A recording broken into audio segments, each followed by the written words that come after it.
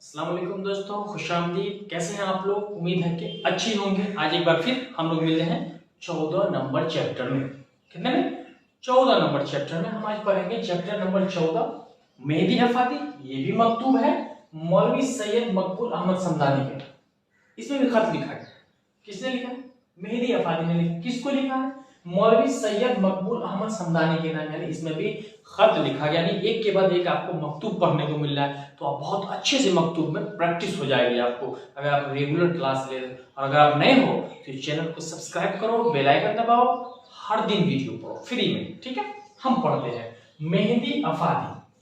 तो मेहदी अफादी का असल नाम मेहदी हसन था। ये तो क्लियर। मेहदी अफादी साहब का असल नाम क्या था? मेहदी हसन था। पैदाइश 1828 गोरखपुर, है ना, गोरखपुर में हुई। कब इनकी पैदाइश? 1828 में गोरखपुर में इनकी पैदाइश हुई। इनका ताल्लुक मुअज्जिज शेख घराने से था, यानी मुअज्जिज इज्जतदार शेख घराने से, पढ़े लिखे लोगों से था। वालिद मजहबी आदमी थे, यानी इनकी पैदाइश जो 1828 में गोरखपुर में हुई। इनका ये जो ताल्लुक रखते थे वो मुअज्जिज और पढ़े लिखे घर से। इनके वालिद जो थे वो नेक आदमी थे, मजहबी आदमी। मजहब से जो जुड़ा होगा भाई वो तो नेक होगा ही, और नेक थे तभी तो इतने बड़े बने। अलबत्ता पेशे से इंस्पेक्टर पुलिस थे। क्या थे? पेशे से इंस्पेक्टर पुलिस थे।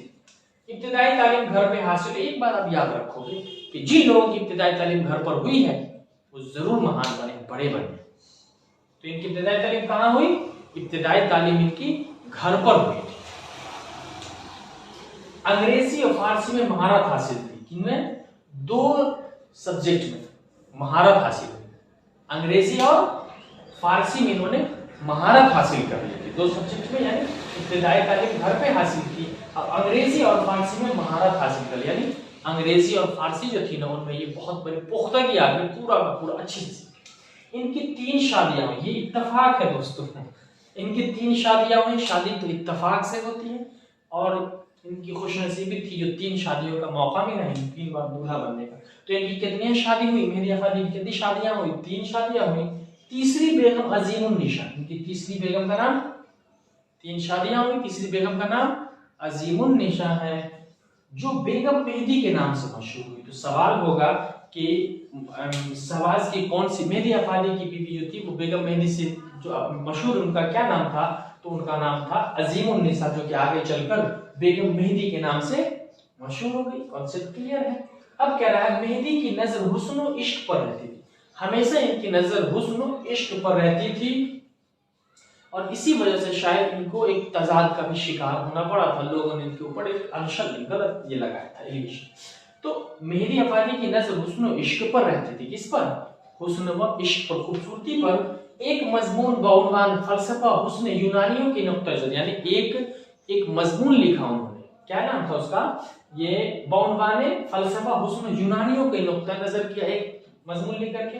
और फिर कह रहा है कि उन्होंने कहा आज की नस्ल का जहन तहजीबुल इखलाक का पैदा कर रहा है। यानी उन्होंने कहा कि आज का जो जहन दिमाग है ना वो तहजीबुल इखलाक का पैदा करता है। तो सवाल है कि आज का जहन किस चीज के पैदा करता है? तहजीबुल इखलाक का पैदा करता है। फिर जो है ये तहजीबुल इखलाक का पैदा करता है।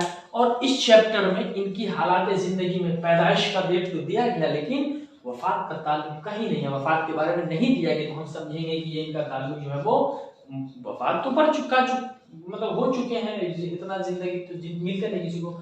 अब हम पढ़ेंगे कि मेहदी अफादी साहब ने ही जो खत लिखा है, मकतूब लिखा है, किसको?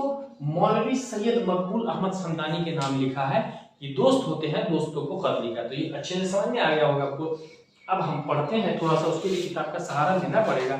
मौलवी सैयद अहमद समदानी का क्या है कि प्यारे मकबूल, किसको लिखा है? मकबूल, आपके खुश सवाद नुक्ता खेज और लतीफ अनायतनामा की अगर दाद देता हूं तो इस लिहाज से कि आपने नकाद के सहाफी को सराहा है। अगर मैं आपको दाद देता हूं तो आपने किसी का हौसला अफजाई किया है। सहाफी लिखने में हम दोनों हाजी हो जाते हैं, हम दोनों हाजी हो गए, ये और उनके दोस्त।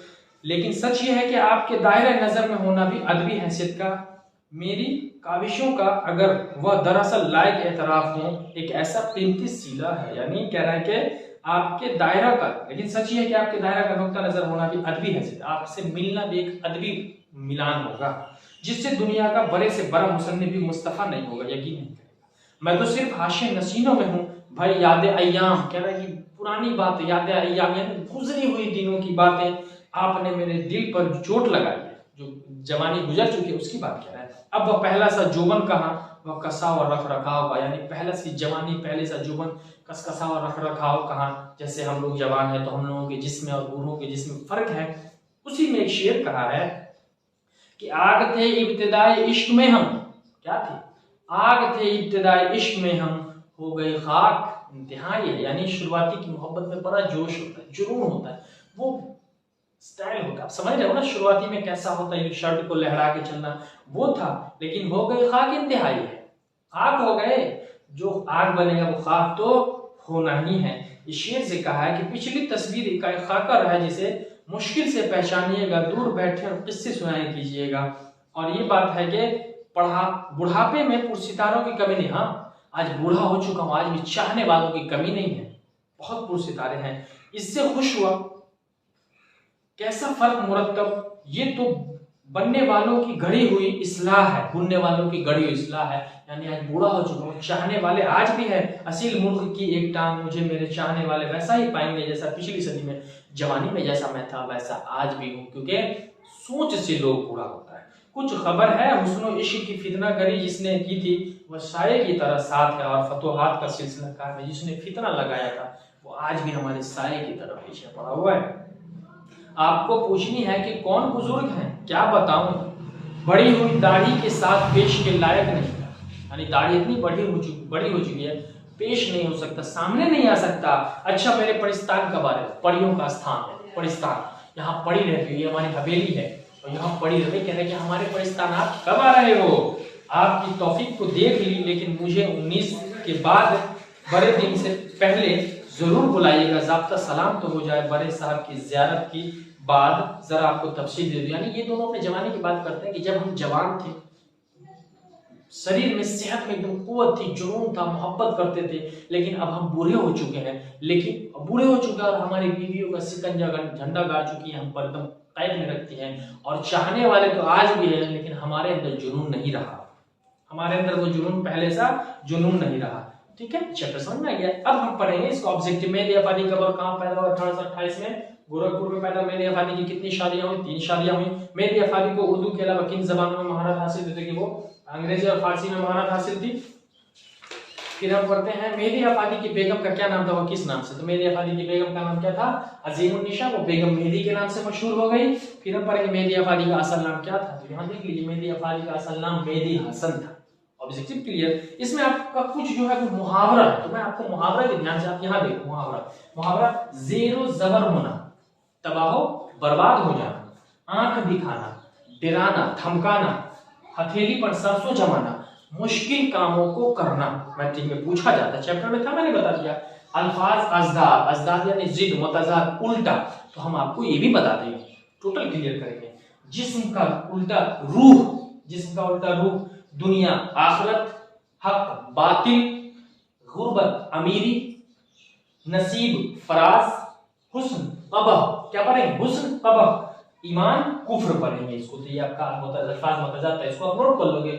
और ये मुहावरा था, ये मैंने आपको पढ़ा दिया। कैसा लगा आपको पढ़ के, कहीं डाउट रह गया तो कमेंट सेक्शन में जरूर बताएं, और चैनल को शेयर करें, अपने दोस्तों तक भेजें और कहें कि हसन सर पढ़ाते हैं, बहुत मेहनत से पढ़ाते हैं, केवल और केवल आपके लिए, सिर्फ आपके लिए मैं पसीने में गर्मी में हर क्लास को टाइम टू टाइम देता हूँ। तो आपका हक है कि आप चैनल को सब्सक्राइब करो, नए हो तो, और पुराने हो तो शेयर करो अपने दोस्तों को, एक एक दोस्तों को कोचिंग में जा जाके कहो पढ़ो इससे। और हर वीडियो को ना आप समय अनुसार देखो, 2 बार 3 बार देखो। कोई प्रॉब्लम रह जाए तो कमेंट सेक्शन में बताओ। मिलते हैं हम अगले चैप्टर नंबर 15 में, जब तक के लिए जय हिंद, खुदा हाफिज।